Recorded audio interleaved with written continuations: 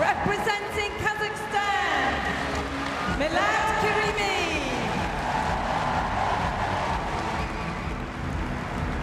Representing Japan, Ryosuke Doi.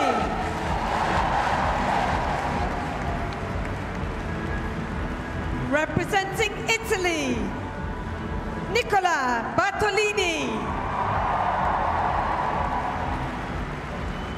Representing France, Benjamin Osberger.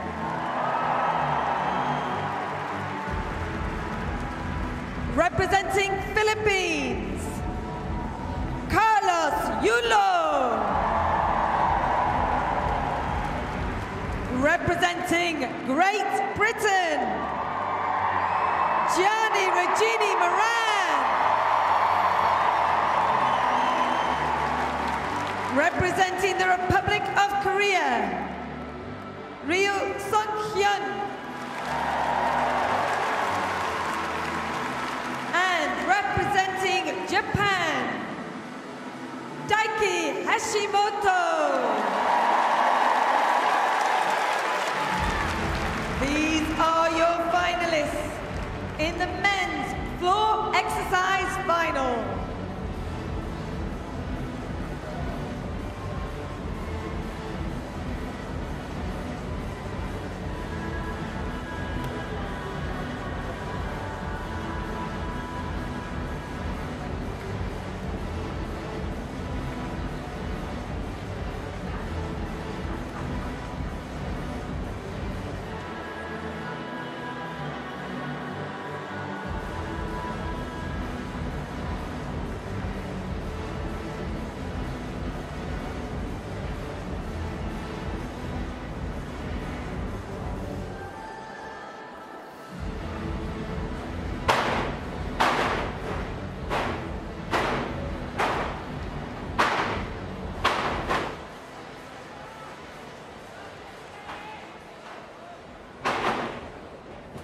Gymnasts warm-up starts now.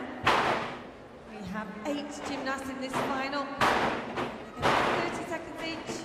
Split warm-up. So 4 gymnasts warm up and compete, and then we'll see the next 4 gymnasts warm up and compete. They will go one at a time. They're qualified back on Monday, the 31st of October. They've been waiting to compete, the very best 8 gymnasts in the world. This There's no carryover score. The highest qualifier was Carlos Yulo of Philippines, who qualified with 0.5, half a mark ahead of all of the other gymnasts. There's a mark between each of them. And if you think if they make a fall, it's a whole mark in terms of a deduction. So what are we looking for? Well, they want to stay within this 12 by 12 meter floor area. They step out of the centre square onto the red area. There will be a penalty, a 0.1 or a tenth of a mark deduction if it's 1 foot, more if there's 2 foot, or if they land outside the perimeter. So they want to look for those stuck landings. They will accrue their difficulty, so they get a mark out of 10 for execution, marks being taken off. More twists, more turns, more somersaults, the higher the difficulty value. No carryover score. Some of these gymnasts.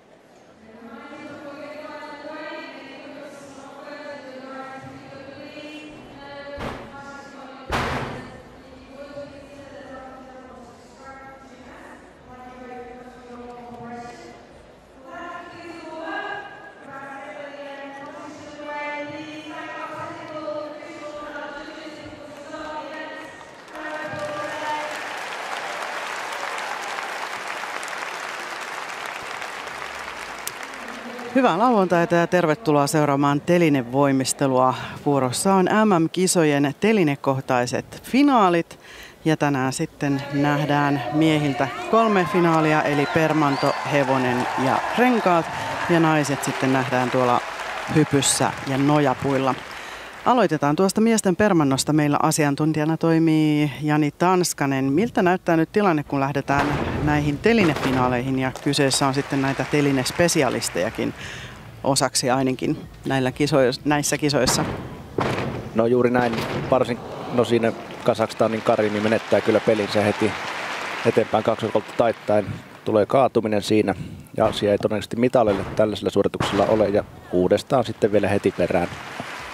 Mutta telinemiehiä nähdään varsinkin hevosella ja renkailla ehkä enemmän, hypyssä jonkun verran. Permannolla mukana onkin myös kuusottelijoita, kuten toissapäiväisen kuusottelun voittaja Daiki Hashimoto eilisen ja myöskin hopeamitalisti Zhang Boheng selviytyi permantofinaaliin, mutta on jäänyt pois permannolta, syytä en tiedä vielä ja tilalle on noussut Ranskan Benjamin Osberger.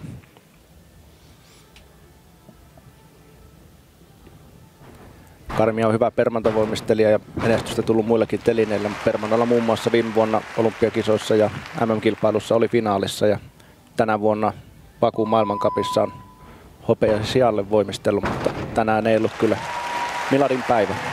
Sarja päättyy taaksepäin 3 kierteeseen.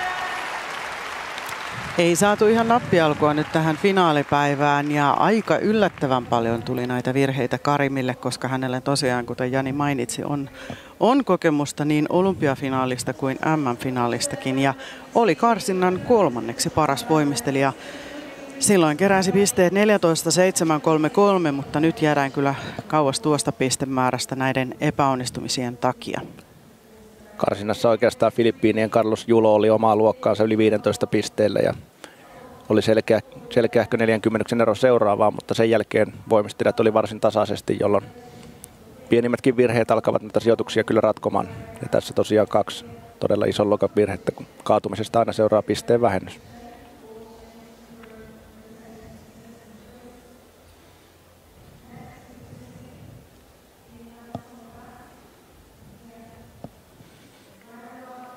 Ja eilenhän käytiin tuo miesten 6-ottelu, jonka voitti siis Japanin Daiki Hashimoto.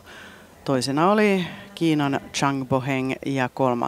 sitten Kakeru Tanikawa Japanista.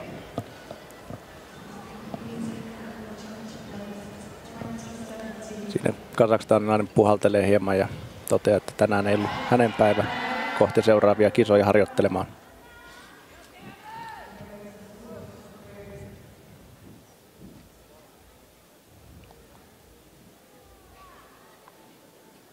Vielä odotellaan kazakstanilaisen pisteet, mutta seuraava voimistelija on jo innokkaana menossa telineelle.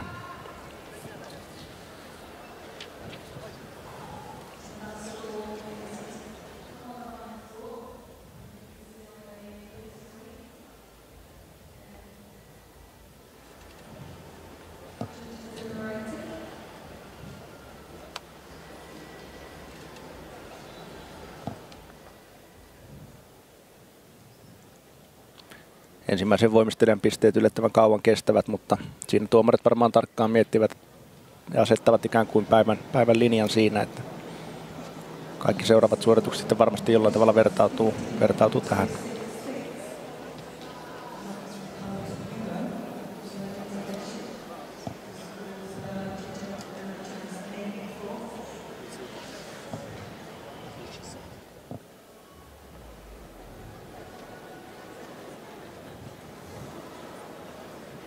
Japanilainen on vähän vetänyt toppatakkia päälle, kun pysyäkseen lämpimänä vuoroa on odotellessa.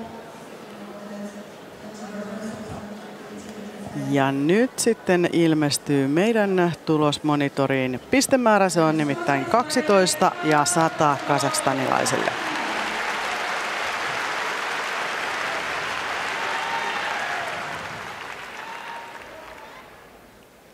Vuoroon Japanin 20-vuotias Ryosuke Doi.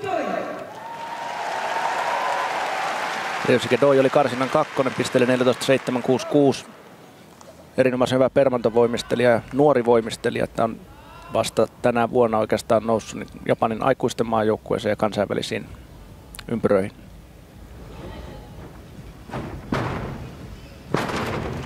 Korkea 2 voltti 2 kierteellä. Hyvin aloittaa japanilainen sarjansa. Sitten vaikea taaksepäin 1,5 kierteinen voltti ja sitten eteen voltti 3 kierteellä. Hyvin tulee alas. Ja siinä on 2,5 kierrettä ensin volttia taaksepäin ja heti suoraan eteenpäin. Sitten tulee tämä ei-akrobaattinen liikeosa, joka myös kaikilta voimistelijoilta permannolla vaaditaan. Vähintään yksi sellainen, siis se oli terävä kulmanen ja japanilaiselta pysyy hyvin vaadittava 2 sekuntia.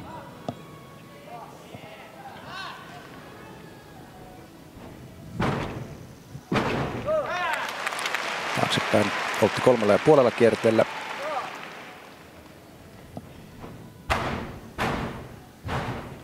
Ja vinhasti kierteitä sinne myös eteenpäin kierrevoltti ja kaksoiskierteinen voltti. Siinä pieni korjausaskel alueelta ulos. Punaiselle astuessa tulee 0,1 vähennys. Mutta loppuun taakse voltti 3 kierteellä tulee onnistuneesti alas. Tyytyväinen on japanilainen tuosta alueen ylityksestä huolimatta, joka on siis 10 virhe. Nyt saatiin hyvä suoritus tähän permantofinaaliin ja tosiaankin Doi karsinnan kakkonen. Silloin sai varsinkin tuolta suorituspuolelta hyvän pistemäärän 8 ja 5,66. Hieman tuossa vaikeudessa antoi periksi esimerkiksi karsinnan ykköselle Julolle 6,2, kun Julolla oli tuo 6,4. Tässä nähdään näitä kierrevoltteja ja niillä kyllä pystyy sarjaan hyvin vaikeutta saamaan, kunhan kierteitä volteissa tarpeeksi on, niin kuin tässä kyllä oli. Mutta joka tapauksessa jokaisen voimistelijan tulee vähintään 1 kaksoisvoltti esittää permantosarjan aikana. Muuten siitä seuraa sitten oma vähennyksensä, jos ei kaksoisvolttia. Tässä näkyy tuo horjahdus ja varpaat menevät alueelta ulos.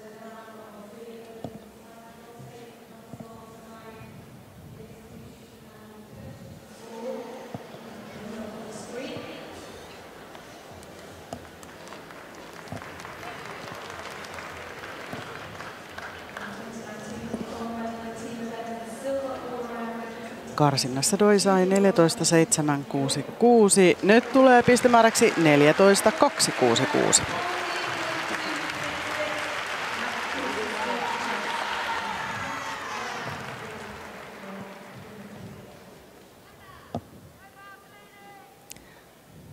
Tässä sitten kuviin Italian Nicola Bartolini, joka on kyllä tämän telineen yksi todella kovista nimistä. Karsinnassa kuitenkin vasta 8. Bartolini karsinnassa jäi hieman muiden voimistelijoiden vaikeudesta, mutta suorituspuhtaus on Bartolinilla on kyllä hyvä.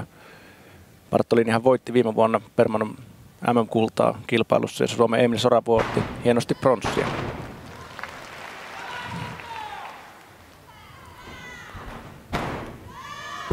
Korkealle tuo Bartolinin eteenpäin kaksoisvoltti taittaen puolella kierteellä. Samoin tuo taaksepäin kaksoisvoltti 2 kierteellä.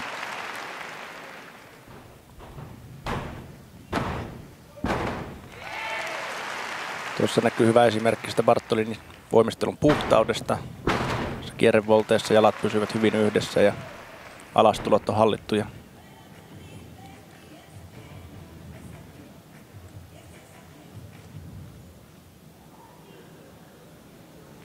Siinä tuo Bartolinin ei-akrobaattinen liike, jossa tekee tuota kuperkeikasta suoraan punneruksen käsiseisontaan.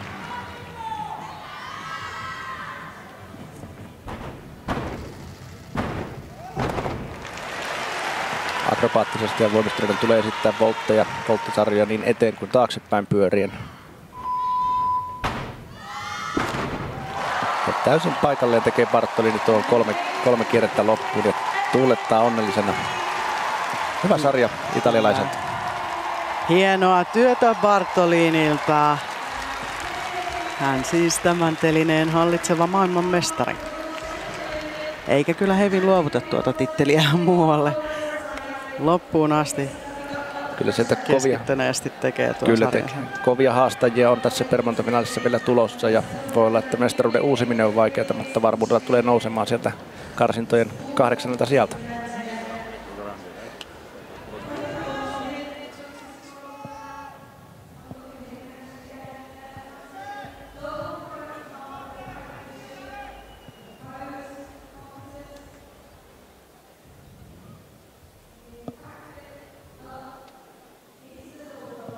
Hyvissä ajoin pääsee näkemään tuon alastulo ja avaamaan tuon kaksoisvoltin 2 kierteellä ja pieni korjaushyppy alastulossa.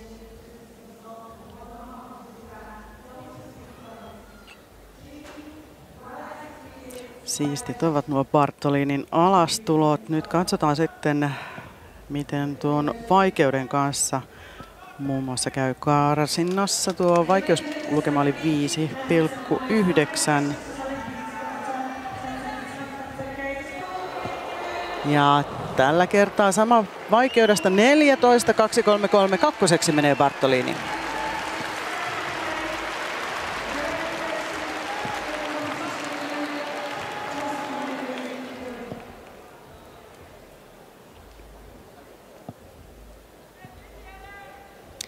Varasijalta on noussut tähän Permanto-finaaliin mukaan Benjamin Osberger.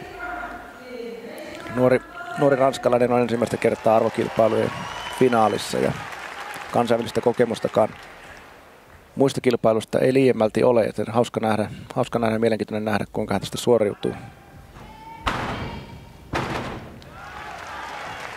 Hyvä aloitus siinä eteen, voltti 2,5 kierteellä ihan paikkaa. Samoin tuo toinen volttipätkä, kaksoisvoltti 2 kierteellä taaksepäin.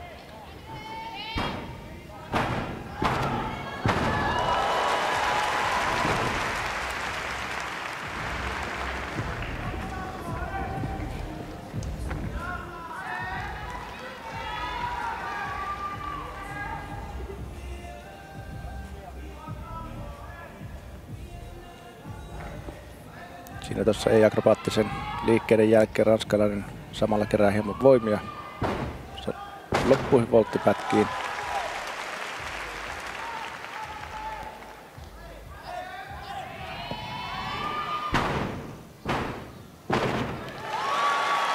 Hienosti suorittaa, tyylikäs ja puhdas sarja, ollut vaikeudeltaan. Varmasti saattaa olla jopa finaalien helpoin sarja, mutta sehän se voimistelun hienous on, kun voi tehdä vaikeamman sarjan, johon mahtuu muutama virhe, tai sitten helpomman sarjan virheettömästi, ja loppupisteet saattaa olla jotakuinkin samat tai jopa paremmat helpommalla sarjalla.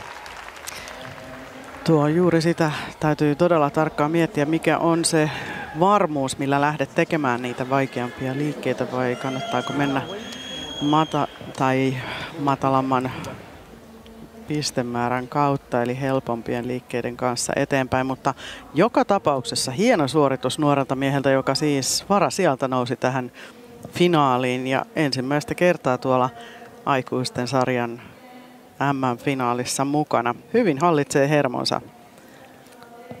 Kyllä, ja sarjat toki tarvii aina valita sen oman taitotason ja varmuuden mukaan, niin kuin sanoit tuossa. Ja sitten meiltä löytyy erikoismiehiä, karsinnan ykkönen Julo, jolla oli paitsi vaikein sarja Permanolla, niin taisi olla myöskin yksi puhtaimmista sarjoista, jolloin hän hallitsi kyllä ne vaikeimmatkin liikkeet täydellisesti.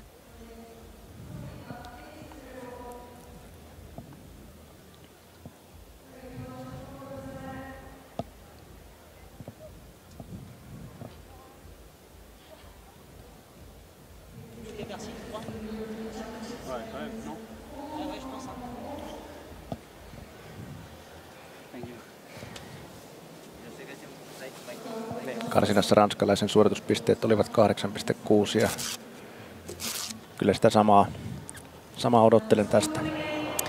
Kyllä, 8,633, 14,233 ja menee kakkoseksi.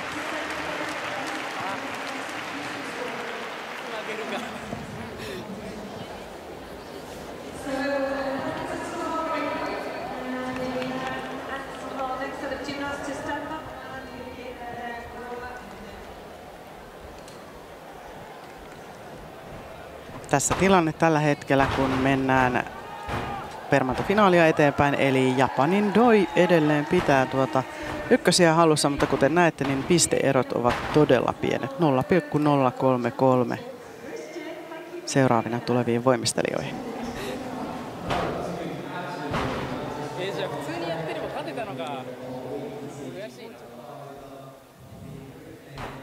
Ja tässä vielä saavat nämä 4 seuraavaa voimistelijaa kokeilla hieman telinettä ennen kuin jatketaan kisaa eteenpäin. Kyllä tuo telinekokeilu palautui näihin telinefinaaleihin tuossa muutama vuosi sitten voimistelijoiden toiveesta. Siinä oli pieni pätkä, jolloin telinekokeilua ei finaaleissa ollut.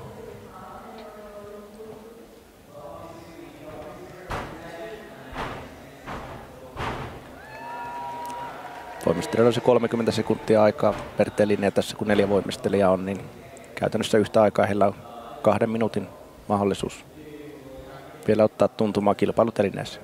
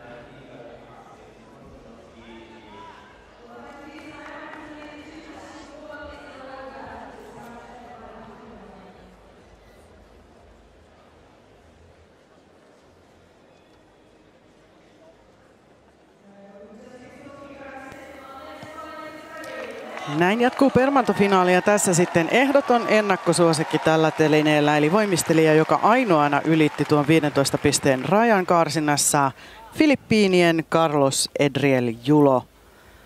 Ja häneltä on luvassa todella vaikea permantosarja. Kyllä, ja paitsi että karsinnassa hän onnistui tässä permannolla myös tuossa 6-ottelun finaalissa, mutta telinefinaaleihin tullaan ja ensimmäinen volttipätkä. Ja kyllä filippiiniläisenkin peli on pelattu, eli ei noin isoja virheitä edes karsinnan ykkösellä varaa tehdä näin tiukassa mitalitaistelussa.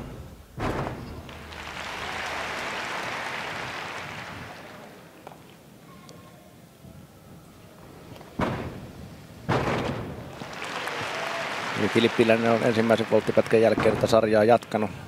Toki varmasti tiedostaa, että tavoitteena olleet mitalisijat on käytännössä sen kaatumisen myötä jo karanneet. Mutta kyllähän se keskittyneesti on parempi jatkaa tuota permantasarjan tekemistä, niin loukkaantumisriskikään ei kasva sitten sitä myötä, että lähtisi huolimattomasti näitä tekemään.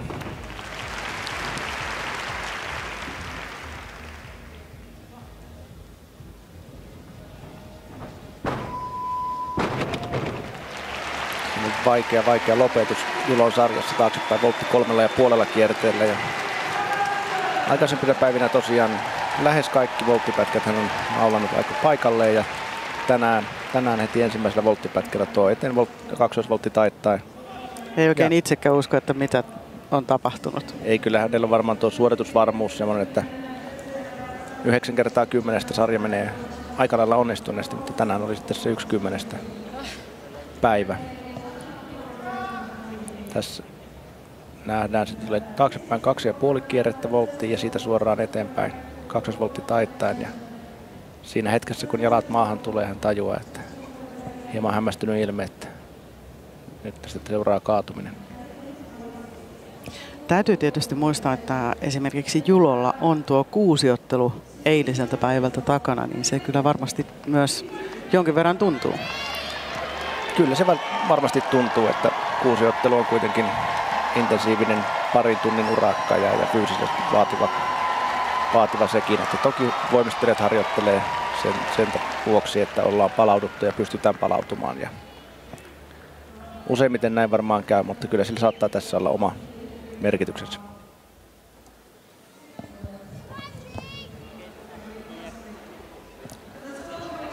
Ja 13.300 tarkoittaa sitä, että Julo on tänään ulkona mitaleilta.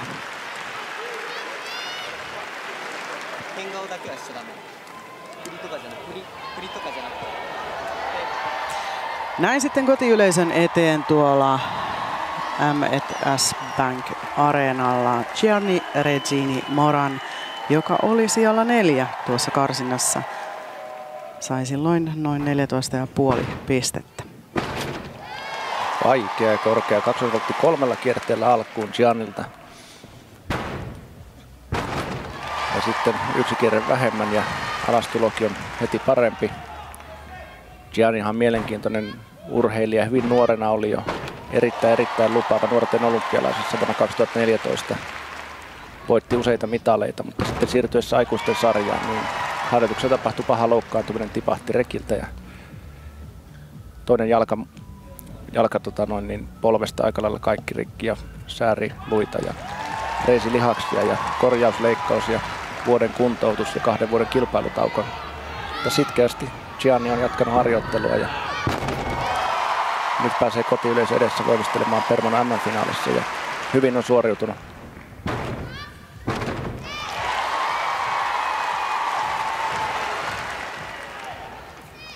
Giannihan oli vuonna 2019 European Games-kilpailussa hopealla ja tuon kilpailun voitti tietenkin Suomen Elmi Soravuo.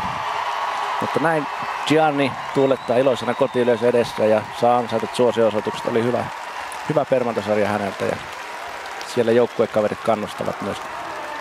Ja näissä kisoissa kotiyleisön edessä Iso-Britannian joukkuehan otti tuosta joukkuefinaalista pronssia.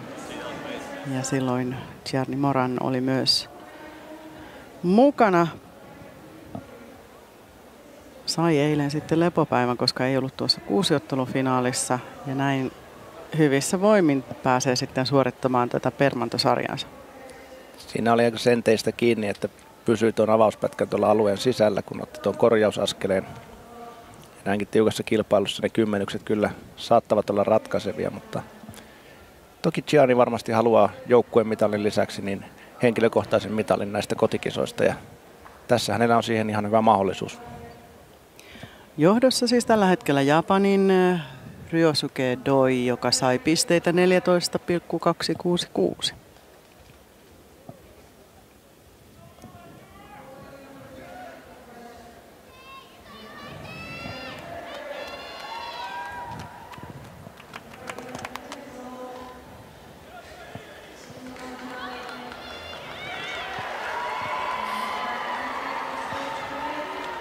Ja siellä yleisö myös jännityksellä odottelee pisteitä. Mitä näytetään Iso-Britannian voimistelijalle tuosta suorituksesta? 14.533 ja se tietää sitä, että Regine Moran siirtyy ykköseksi.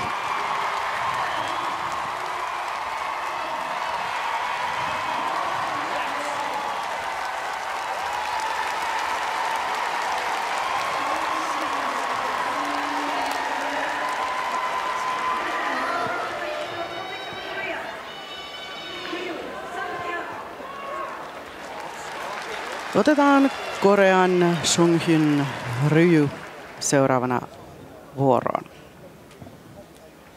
Regine Moranin edellisenä voimistelijana varmasti samalla mitalin kuin jäljellä enää 2 voimistelijaa. Korealainen aloittaa hyvin eteenpäin 20 voltti taittaa puolella käännöksellä. Toinen voltti lähes paikalleen. Korealainen todella nuori voimistelija, Rio 20-vuotias. Eikä oikeastaan aikuisten tasolla vielä merittäjä ole kertynyt kansainvälisesti, mutta nuorten maailmanmestari tältä telineeltä vuodelta 2019 kertoo, että perman osaamista sieltä löytyy.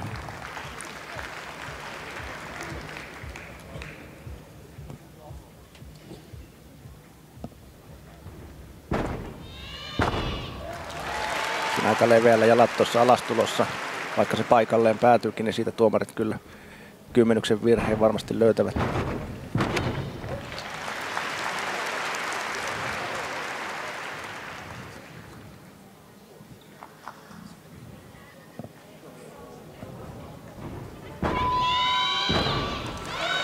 Loppuu myös hänellä vaikeat 3,5 kierrettä.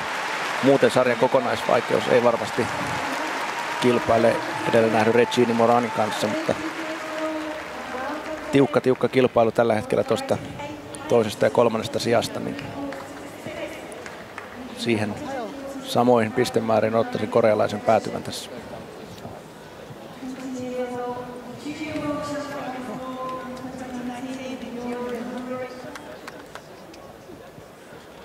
Karsinnassa Korean Ri sai 14 ja 466. Tuolla pistemäärällä päästäisiin tässä kisassa nyt toiseksi, jos saman pistemäärän tuomarit hänelle näyttävät.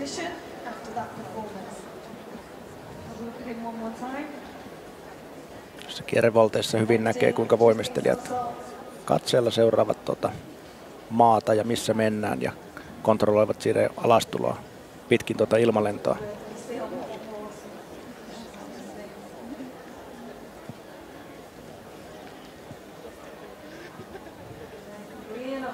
Toki tällaisessa 3,5 kierteisessä, niin kyllä se tuo viimeinen puolen käännöksen aikana tulee se maan näkeminen ja alastulon valmistautuminen. Ei riitä mitaleille korealaisen pisteen, ne ovat 14.200 ja hän menee viidenneksi. Doi Osberger tuolla Regine Moranin takana tällä hetkellä mitalissakin.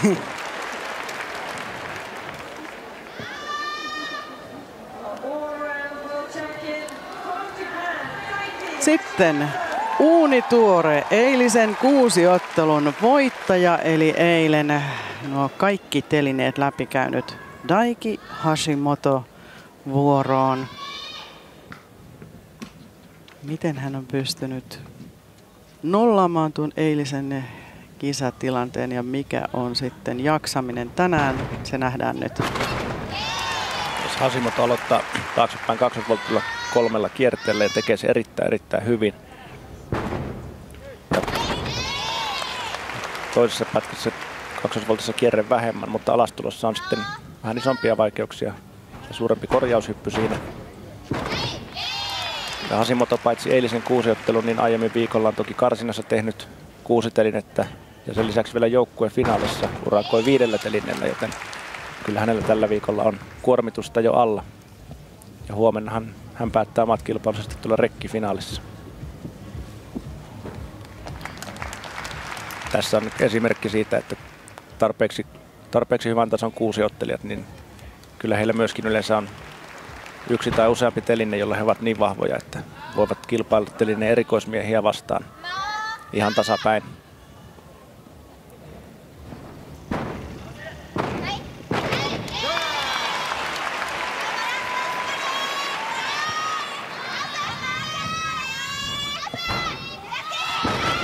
Upeasti päättää Hashimoto tämän Permanto-sarjan ja kyllä tosissaan haastaa itseään mitaleille tässä kilpailussa. Saa nähdä, riittääkö Regini Moranin johtopisteisiin, mutta sitten toisena oleva joukkuekaveri Ryosuke Doi on varmasti jo vaarassa. Kyllä kolmen kärki siis Regini Moran, Doi ja Ranskan Osberger tuolla kolmantena, mutta uskoisin, että Hashimoto nousee tuonne mitaleille. Joka tapauksessa Regini Moran ja Doi siis varmistaneet mitalit jo itselleen. Siinä Italian Bartolini ja Ranskan Osberger, jolla on samat pistemäärät, mutta Osberger on heistä edellä sen takia, että hänen sarjansa oli hieman helpompi ja näissä tapauksissa arvostetaan voimistelijoiden suorituspuhtautta, eli korkeammat E-pisteet menevät edelle tasapisteessä. Näin menee tuo tiebreak-sääntö voimistelun näissä finaaleissa. Tässä vielä Hashimoton taidon näytteitä tuolta sarjasta. Ei näyttänyt painavan rasitus hänen kropassaan, kun tätä suoritusta seurasi. Ei ole pikkutunneille asti juhlittu maailmanmestaruutta eilen.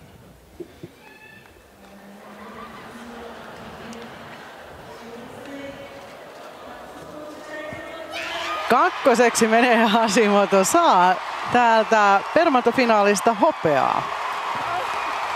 14.500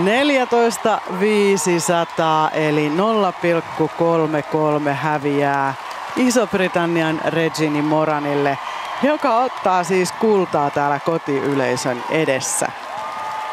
Uskoisinpa, että se on brittivoimistelijoille historian ensimmäinen Permannon maailmanmestaruus. Joukkuekaveri Max Whitlock on olympiavoittaja, mutta maailmanmestareita en muista, että Briteistä olisi tällä telineellä vielä tullut. Ei ole. Sen täältä vielä tarkistan, kun samaa aloin miettimään. Todellakin Glasgowssa 2015 Max Whitlock otti hopeaa tältä telineeltä, mutta kultamitalistia ei ole vielä Iso-Britanniaan Permannolta saatu tätä aiemmin. Ja kun se vielä onnistuu kotiyleisö edessä tekemään, niin mikäs sen mahtavampaa.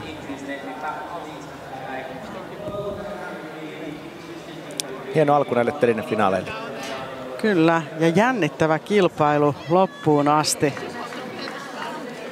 Ja varmasti japanilaiset erittäin tyytyväisiä, koska 2 mitalia matkaa heidän mukanaan tuonne Japaniin sitten kisojen jälkeen.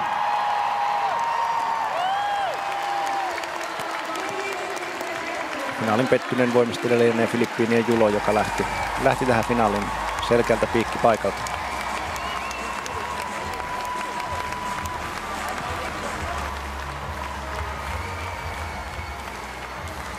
Tähän Permannon lopputulokset. Kultaa siis Iso-Britannian Regini Moranille, hopeaa Japanin Hashimotolle ja pronssi myös sitten Japanin Doille.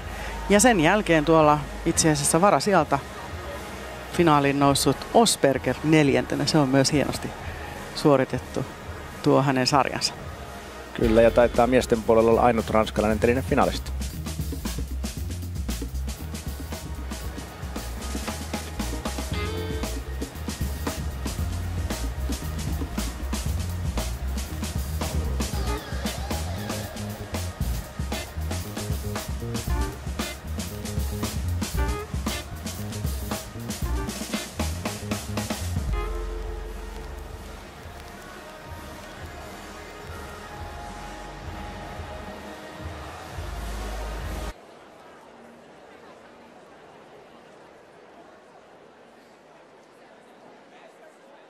The medal ceremony for the men's floor final is about to commence. Please welcome our medalists and presentation party into the arena.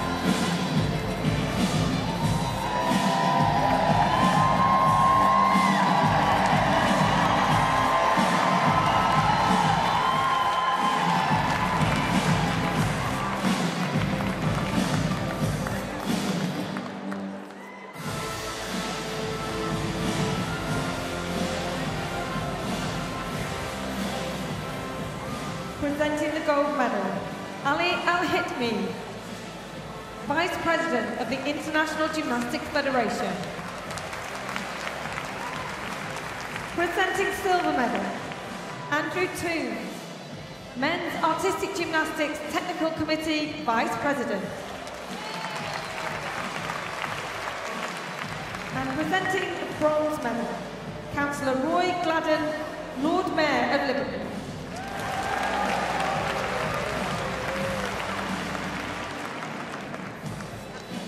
In third place, and winner of the bronze medal, representing Japan, Ryosuke Doi.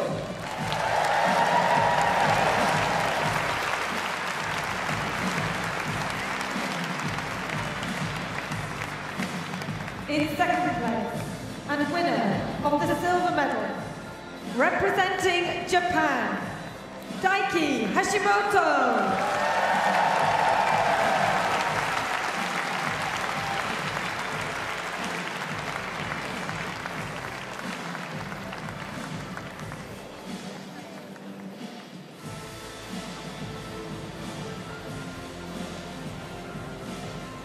And in first place, winner of the gold medal and world champion, representing Great Britain, Gianni Regini Moran.